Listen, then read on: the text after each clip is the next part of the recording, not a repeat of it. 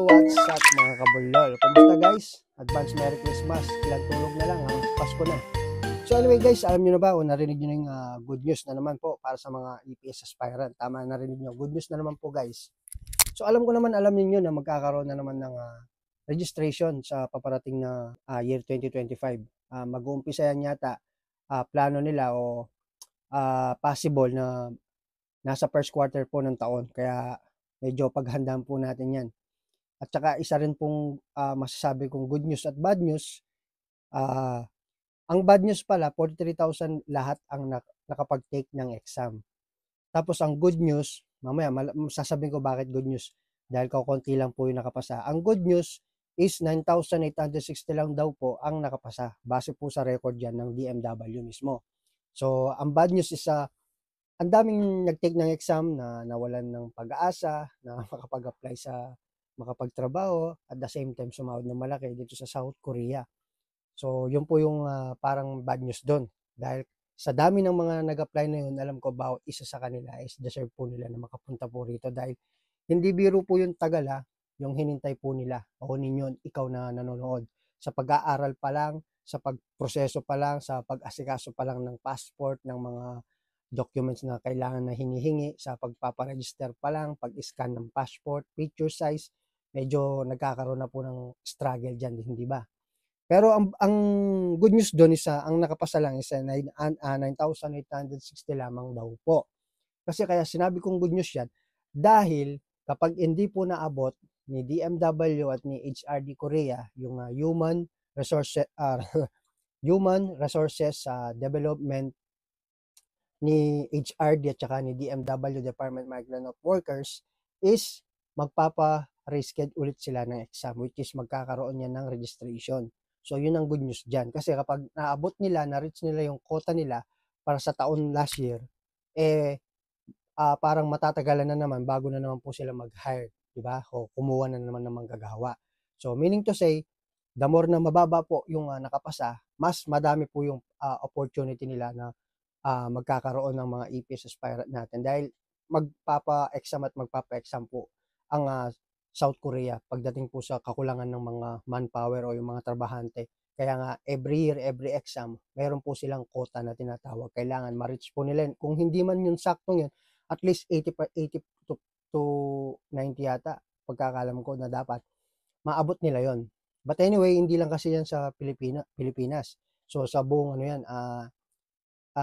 participated country. Ilan ba? 16 countries ba? 13 countries na participate sa programa ng Korea para sa mga EPS topic na yan na manggagawa na kukunin nila. So, kumbaga naisingit ko lang yan guys kasi napaka good news talaga yan. So, ayan na po yung hinihintay po ng karamihan na nagtatanong lagi kung kailan ang exam. Wala pa pong talagang pinaka eksaktong araw, eksaktong buwan, eksaktong date at eksaktong lugar kung saan at kailan po magaganap yan. Pero standby lang muna po kayo, mag-survey po kayo at ang tanging kailangan nyong gawin is mag-aral po kayo, mag-research kayo. Actually guys, sa mga hindi po pinalad sa exam, ito na po yung pagkakataon ninyo. Pangalawa o pangatlong pagkakataon o pangapat, kahit ilang pagkakataon po yan. Huwag po kayong mawalan ng gana, huwag po kayong matakot at huwag kayong mawalan ng pag-asa. Alam ko, hindi ganun kadali, hindi ganun tawag dito, kasimple o kagaan ng mga bagay. Hindi ganun kagaan para sa inyo yung mga bagay na nilaan po ninyo nung una at pangalawa o pangatlo kung pangatlo na para sa inyo magte-take kayo. Pero mag-take risk kayo kasi ganyan talaga ang buhay, sugal yan, hindi ba? Malay natin this time para sa inyo na, di ba? Kung pumapabor sa inyo yung pagkakataon. Kasi masakit talaga yan, di ba? Yung almost naglaan ka ng pera, effort, lalong-lalo na yung oras mo at saka syempre higit sa lahat kung may trabaho dyan yung iba, nasa supper yon, gawa ng paghahanda pa lang sa topic exam is talagang bugbugan na, di ba? Struggle talaga malala ang aabutin dyan. So tiwala at believe po ako sa mga taong katulad nyo na hindi sumusuko para sa pangarap po ninyo. Kasi kung nakaya namin, alam ko namin na makakaya nyo rin po yan. Sa tamang panahon dadating at ibibigay din sa inyo ni Papa God yan. Mali natin, di ba? Yun na yung oras para po sa inyo. Lagi ko sinasabi, when the time is right, you or I and the Lord will make it happen, di ba? Basta't magtiwala lang tayo, gaano man kahirap, walang permanente sa mundo dahil anumang oras o ilang minuto pwedeng mabago yung buhay natin, yung sitwasyon natin. Higit sa lahat, ang importante kasi manatili lamang po tayong magtiwala at maniwala na mararating din natin yung mga bagay na hinihingi natin. Hindi man lahat yun matutupad, pero ang importante doon, mag-uumpisa ka doon eh. Pwede ka na mag-umpisa. Umpisahan mo doon sa pagsasakripisyo mo, pagtsatsaga mo, paghihintay mo, pagtatrabaho mo, at higit sa lahat din, paulit-ulit, yung paglaban natin ng patas. Yan ang mga taong pinagpapala talaga. So, this is your chance na makapag-exam ulit. So, ilang days na lang, matatapos na yung 2024, papasok na yung 2025.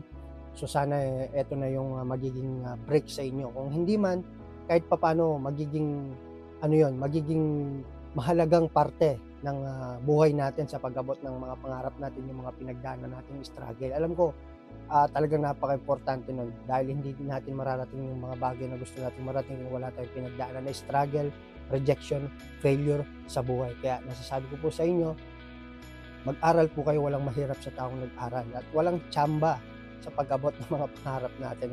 Hindi yan instant na napakabilis mo maaabot.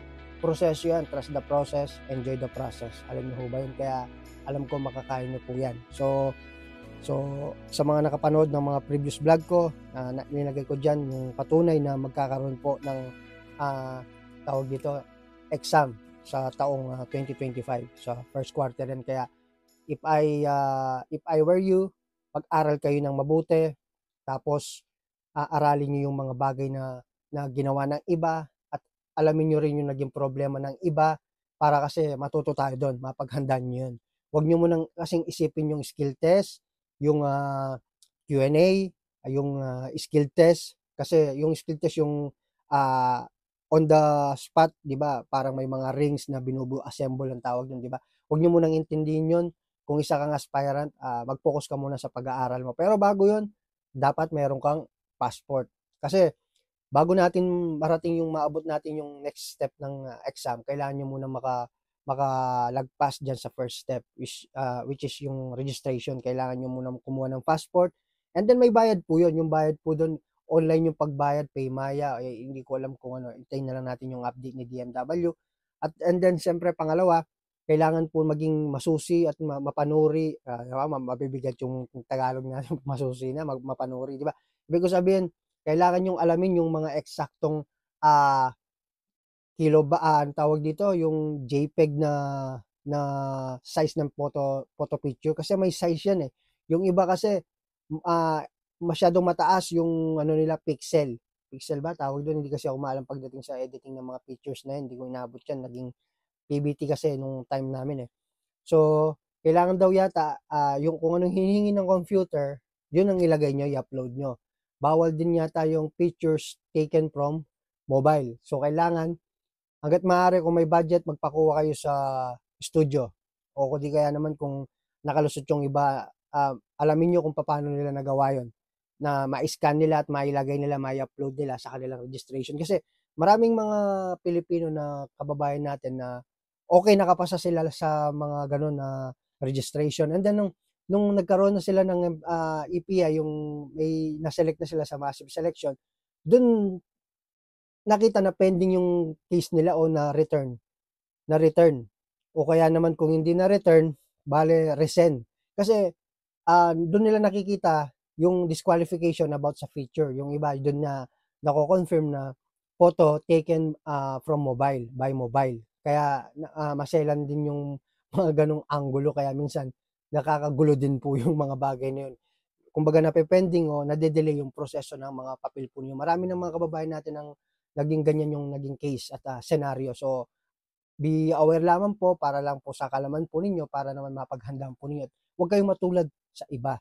Kaya nandito yung channel ko para naman kahit paano i-guide kayo. Kaya pasensya na rin kung hindi tayo masyado nakakapag-upload ng videos, gawa ng busy tayo. Ang priority natin dito talaga yung trabaho. Hindi tayo pwedeng gawa ng content ng mga ano-ano lang, di ba? So, siyempre nag-iisip din tayo habang busy tayo sa trabaho. Nag-iisip din ako kung ano yung bagay na pwede kong may offer talaga. Pwede kong may tulong, di ba? Para makarelate kayo, maging aware kayo at warning at bibigyan kayo ng tips kung paano, di ba? Ang motivate kasi nag-uumpisa yan sa sarili natin, di ba? gawin nating motivation yung sarili natin, yung mga bagay na pinagdaanan natin sa buhay, yung mga failure, rejection, di ba? Tsaka yung struggle natin sa buhay. Pag nalampasan mo yan, sabi ko nga, just one step closer to success. Sabi niya, ang Korea Dream ay para sa lahat, pero ang trabaho sa Korea hindi para sa lahat. Maaring tama siya, may punto naman siya, di ba? Parang business lang yan, lagi ko sinasabi. Ang negosyo para sa lahat. Pero yung tagumpay sa pagnenegosyo, hindi yan para sa lahat. Sana lahat na nag-business asensado na, di ba? May mga bukod tangi talaga mga tao na gifted, as in na nag-umpisa sila ng first business nila, pangalawa, yung pangatlo nag-boom kagad. Meron nga diyan na kilala ko, first time lang niya mag-business, nag-boom siya kagad. So, baka talagang nakaplano talaga para sa kanya yung ganun na opportunity, yung ganun na bless, di ba? Magkakaiba lahat ng mga ano natin sa buhay, kwento natin sa buhay, hindi ba? May pagpinanganak na gintong kutsara na kagad pagkasilang nila, yung mga magulang nila talagang tinrabaho na nila, kaya magkakaiba, may pinanganak naman na talaga mas mahirap pa sa mahirap, parang kami noon, parang ako lang noon, di ba? So, ganyan talaga ang buhay, di ba? Panapanahon lang yan. Pero mas mapalad ang mga anak na isinilang talaga sa walang-wala. Yung maagang namulat sa kahirapan, yung, di ba, lagi ko sinasabi, nung kabataan natin, tinatanong tayo sa eskwelahan kung anong gusto nating maging paglaki. May mga engineer, may mga doktor, may mga piloto, may mga nurse, may mga chef, may mga kung ano-ano pa, di ba? Ang tataas. Pero nung nagtumatanda ka, patanda ka ng patanda mula grade 6, high school hanggang college, yung pangarap mo na yun, unti-unti yan lumilit, hanggang sa makalimutan mo na yung pangarap mo. Bakit? Kasi habang tumatanda tayo, mas lalo nating nauunawan at naiintindihan kung ano ang tunay na realidad ng buhay. Na ang buhay hindi ganun kadali ang pag-abot sa mga pangarap natin. Kailangan mo yan trabahuhin. Hindi lang basta trabahuhin. Kailangan mo ng pasensya, sandamakmak na pasensya, sandamakmak na paghihintay, sandamakmak na effort, di ba? Sandamakmak na pagdadasal, at isang damakmak na tawag dito, pagtsatsaga at pagtatrabaho ng mabuti at pagsisipag. So, ang pag-abot sa pangarap, napaka-importanting bahagi nun, parte ng buhay natin, dahil yun yung magiging pundasyon natin. Pangalawa lang yung eskwelahan para sa akin.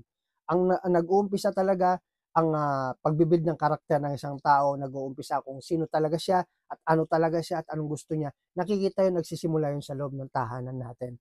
Dahil yung mga magulang natin, kailangan talaga gabayan natin yung mga anak natin. Dahil ako, try and test it na yan, nakita ko talaga na ang daming mga tao magkakaibang pananaw sa mundo dahil sa nakalakihan nila. Dahil yun na nakasanayan nila hanggang pagtanda nila. Kaya nung tumanda sila, medyo parang hindi sila nagabayan ng tama. Disclaimer lang, hindi tayo perfecto. Ano ho, opinion ko lamang po to, ano, ka-perfecto, marami rin akong pagkukulang. Kaya sabi ko lagi sa mga vlog ko, natututo tayo sa buhay, hindi lang sa pagkakamali natin, sa pagkakamali rin ng iba. So, alam nyo naman din, di ba? Dito sa South Korea ngayon, nagkakagulo. Ang daming mga lawmakers, ang daming mga nasa Congress na nagbobotohan para ma-impeach yung presidente nila dahil ganyan talaga ang ugali ng tao. Ganyan ang Koreano literal. Ang Koreano, lagi ko sinasabi, pala desisyon yan. Ngayon sasabihin niya, ganito gagawin mo, ito yung tatrabaho. Maya-maya, pag nakita ka niya, ba't yan ang ginagawa mo? Ayun yung unaan mo. Ganyan sila. Kaya dito talaga, kung hindi ka mapasensya at yung, ano mo, yung inner na sinasabi kong mindset mo, yung inner, ano mo, yung mood natin ba? Yung, ang tawag dito, yung parang out of control ka sa emotion mo, talagang makakapag-decide ka na uuwi ng Pilipinas dahil sa stress. Hindi man sila physical na nananakit o yung ano, pero yung mura, yung sigaw, talagang napakalutong, minsan gusto mo nang bumigay. Kaya wag na kayong magtaka, sinasabi ko din lagi, kung bakit nakapag-decide yung presidente nila na nag-declare siya ng martial law and then after 6 hours binawi niya. Kasi ganun talaga sila. So, kaya maraming nagalit, parang pinaglalaroan daw niya yung batas konstitusyon nila rito, kaya maraming nagagalit, gusto siyang patalsikin. But anyway, naibahagi ko lang po para alam nyo kung ano yung mga ano dito, atmosphere, yung mga common basic na mga attitude ng mga Koreano na makakasama nyo pag nandito na kayo. But then, lagi ko sinasabi, keep fighting lang, keep aim. Mas maganda na yung may hinihintay tayo kaysa sa wala tayong hinihintay sa buhay natin. The more na mas nahihirapan ka, yan ang magiging pundasyon ng mararating mo, ng maaabot mo in the future. 'Di ba? Kung patambay-tambay ka, may mararating ka sa buhay. Hanggang diyan ka lang sa lugar nyo, sa baryo nyo. 'Di ba? At saka, gamitin natin guys, marami sinasabi, ano daw ba yung gagawin nila upang makapasa sa exam? Ano daw ba ang gagawin nila para para matupad, maabot nila yung pangarap nila 'pag nandito na, paano daw mag-ipon, paano daw pag-uwi mo siguradong-sigurado silang may maiipon o may mapupundar. Lagi sila nagtatanong ng, ganyan na mga katanungan po. Alam niyo guys, ang isa lang naman kasi ang pinaka, sasabihin ko po sa inyo diyan, kung gusto niyo ng motivation talaga, isipin niyo yung mga pinagdaanan natin sa buhay. Marami sa inyo nandiyan pa lang sa Pilipinas, "Ay makarating lang ng Korea gagawin ko lahat, mag-o-overtime talaga ako. Talagang papakita ko sa amo ko na deserve ko yung ganito." Nagdadasal ka lagi. Pero yung nung dumating na sila rito, wala na yun, nawala na parang bula, naglaho na dahil iba na yung nakikita nila sa harapan nila. So, sana guys, 'wag nating gawin yung bagay na yun. Alam naman natin guys na ang pag-abroad hindi yan habang buhay. Ang pag-abroad temporary lang yan. Kahit nasa abroad ka, nasa Pilipinas ka, wala kang kasiguraduhan sa nasa mga bagay na hinahawakan mo ngayon o nasa hinaharap mo. Dahil isang minuto o isang segundo ng buhay natin, pwedeng magbago yan, pwedeng umikot yan. Ano ho, kaya ang best motivation ko para sa inyo, para makayanin nyo, hindi hindi sasapat lang yung mag-aral ka, hindi lang sasapat yung matalino ka, may diploma ka. Kailangan din ninyo ng fighting spirit, kailangan nyo yung magiging palaban kayo, yung talagang magiging lalabas yung pinaka, kumbaga sa Dragon Ball, magiging Super Saiyan ka, di ba? So, ang kailangan natin dyan is isipin natin yung mga taong ah, pinahiya tayo, na-reject tayo, minaliit tayo, at higit sa lahat yung mga taong kawawa o naaawa sila sa sitwasyon natin sa tuwing lalapit tayo sa kanila. Yung bang mga taong akala nila abang buhay, ganyan na lang tayo. Yan ang pinaka dapat ninyong pasalamatan 'pag nasa mga pangarap na kayo ng buhay ninyo. Nakita nilang nagtagumpay ka sa buhay. Yan po yung gawin yung motivation na ginawa ko sa buhay ko. Yan din po ang gusto kong i-apply ninyo para sa sarili ninyo. Yan po yung pinaka-best motivation ever na pwede ninyong mai-apply para sa sarili natin. Tulad niyan, magto-2025 na, magtatapos na po yung 2024. Kailan ka pa kikilos, kailan ka pa gagalaw. Sinasabi mo sa sarili mo, bata ka pa, marami pang pagkakataon. Walang sino man ang nakakaalam kung anong paparating na sa hinaharap. Huwag kang masyadong komportable, huwag kang masyadong mataas na confidence para sa sarili mo na sure ka na ganun makukuha mo sa taon na yun, sa edad na yun. Walang ganun. Walang makakapag-predict ng tama talaga as is 100% as is na mga pangarap mo, mabibigay yun sa pagdating ng taon na yun o ng araw na yun. Walang ganun. So, habang bata kayo, huwag kayong matakot sumubok. Mas matakot kayo pag nawalan na kayo ng oras, nawalan na kayo ng pagkakataon. Hangga't bata ka, i-explore mo yung kakayahan mo. Yung pagtatrabaho rito, hindi lang sa pagtatrabaho mo ng mabigat, pagtatrabaho mo ng delikado, kundi rin para sa sarili mo. At least, malaman mo kung hanggang saan ang kapasidad ng katawan mo, hanggang saan ang kaya mong gawin at ibigay para sa pangarap mo. At lalong-lalo na siyempre para sa sarili mo. Yan ang tunay na talagang hindi mananakaw, mauubos, mawawala. Ang pera, nauubos yan. Ang bahay, nalumuluma yan. Di ba? Ang muka, tumatanda yan. Pero yung mga bagay na pinagdaanan mo sa buhay, mananatiling nagniningning yun sa sarili mo at higit sa lahat sa kanya. Yun lamang guys ang motivation ko para po sa iyo. Napakasimple lang po. Huwag na natin pahirapan pa yung buhay natin. Kung gusto mong guminahawa, magtrabaho ka. Huwag kang magreklamo, 'di ba? The more na mataas yung plano mo, mataas ang pangarap mo, kailangan mong trabahuin. Hindi baling mabagal, hindi baling parang feeling mo talagang ang tagal. Ang importante, umuusad ka kahit pa konti-konti, 'di ba? So, hindi man lahat mabibigay yon, hindi man lahat makukuha mo yon sa ganung kabilis na paraan, pero ang importante, nag-umpisa ka na, sinimulan mo na. So, gawin nyo to na motivation sa sarili nyo. Kung gusto nyo mga bagay na naabot ko, mas kaya nyo pa akong higitan. Alam ko lahat tayo may kanya-kanyang battle sa buhay, pagsubok, pinagdaanan, hindi na mabilang na mga problema ang dumating na nalampasan natin. Pero isipin nyo yun, di ba? Kahit gano'ng kabigat, dyan pa rin kayo kung saan kayo naroroon. Tawag dito, nakakaraos sa pang-araw-araw dahil sa gawa ng Panginoon. Hindi niya tayo pababayaan. Basta't maniwala lamang tayo sa Kanya at lumaban ng patas at maging mabuting tao. At i-priority yung pamilya, tsak dadagsa yung blessing na darating sa buhay mo. Huwag kang magloko. Diba? Sabi nga nila, family is the best formula on our society. Nag-uumpisa yan sa pamilya. Once na lahat ng mga bagay na ginagawa mo para sa pamilya mo, ay sasabihin ko sa iyo, never kang maliligaw ng landas. Kung talagang nakaplano, yung mga bagay na ginagawa, nagpapakahirap ka para sa kanya at para sa taas. Yun lang guys, ang best motivation ko po para po sa inyo, no? So, shoutout po kay Saleh Free Pascua, kay Pops JM, at saka kay Jun Mac. Sino pa yung papashoutout? Alex Gale, shoutout. Funny user, Botnot Pro. So, shoutout po. At saka kay Peter Kevin Cula, shoutout po. Sino pa ba yung nagpapa-shoutout dito? Babasahin lang natin guys yung mga nagpapa-shoutout again habang nagbabasa tayo.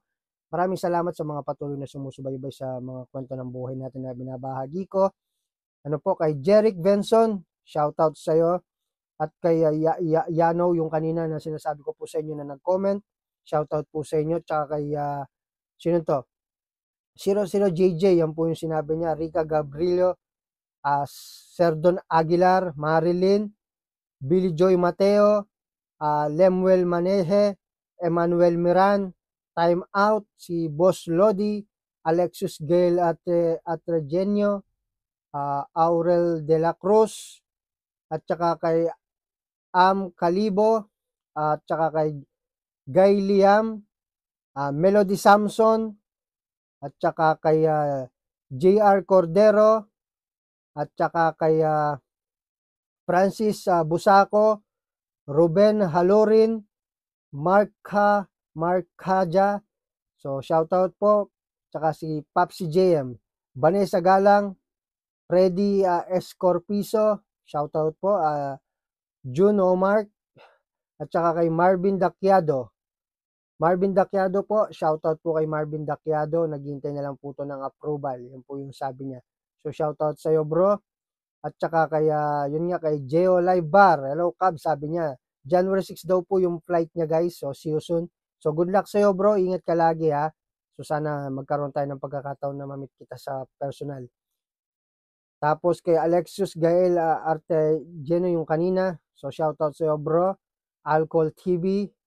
At saka kay JTV Kadiskarte.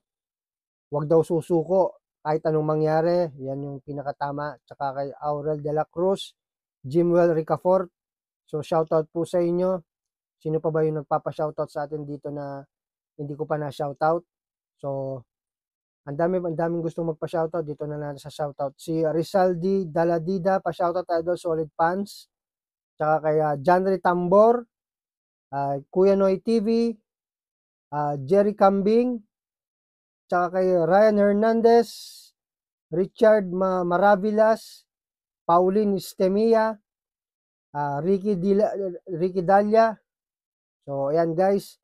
So, ayan po yung mga gustong magpa-shoutout na na-shoutout natin. So, ayan guys. Sa tingin ko hanggang dito na lang ulit ang aking kwento. Pasensya nyo na yung mga damit na nakasampay, gawa ng winter. Mahirap magpatuyo sa labas dahil hindi yan matutuyo. Titigas yan sa sobrang lamig. So, ito, bukas yung heater natin dito sa floor. Kahit pa paano natutuyo siya. Pwede natin siyang isuot. Lagyan na natin ng downy para hindi mamaho. So, ayun, that's it, guys, for today's video. Maraming salamat po. Again, Merry Christmas po na Happy New Year na rin po in advance. So, yun lang. Yan, wala na, palagay ko na, sabi ko na lahat. Just comment down below sa ating comment section. Sa mga hindi pa nakakapag-like sa video to, kung gusto mo yung mga videos na ginagawa natin, pili mo nakaka-relate at nakakatulong at the same time, wala naman sa pilitan. Kaya sana ma-like mo, diba? Kasi yung like nyo, yun yung nagpapamotivate sa akin. Meaning, nagugustuhan at na-appreciate nyo ako. So that's it. See you again in my next video. Annyeonghaseyo guys.